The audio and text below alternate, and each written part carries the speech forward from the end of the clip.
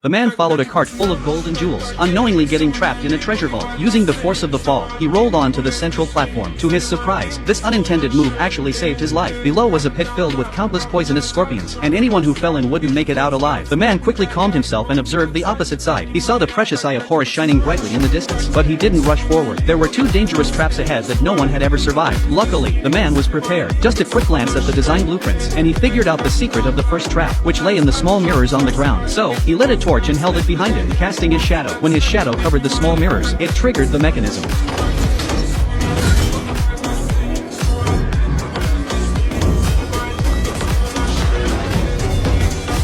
This trap seemed unsolvable, but Baker immediately thought of a solution. He raised the torch high above his head, trying to align himself with his shadow. As long as he carefully avoided the mirrors on the ground, he wouldn't trigger the mechanism. Baker smoothly passed the first trap, so easily that he let his guard down. Seeing the second trap, a circle, he assumed he just needed to avoid the rings on the ground, so he simply walked through. But, at that moment, the rings behind him started sinking. By the time Baker noticed, it was too late. The statues on both sides began spinning and attacking him relentlessly. Baker had to use all his agility to dodge them.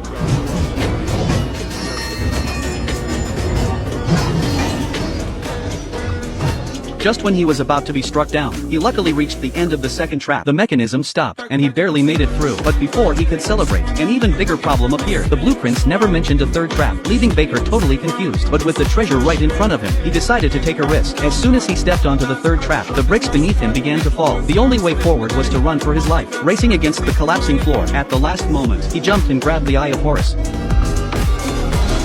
The sound of the bricks falling triggered an attack from the scorpions below. Fortunately, the Eye of Horus emitted a blinding light, scaring the scorpions away. After all the danger, Baker finally managed to steal the treasure.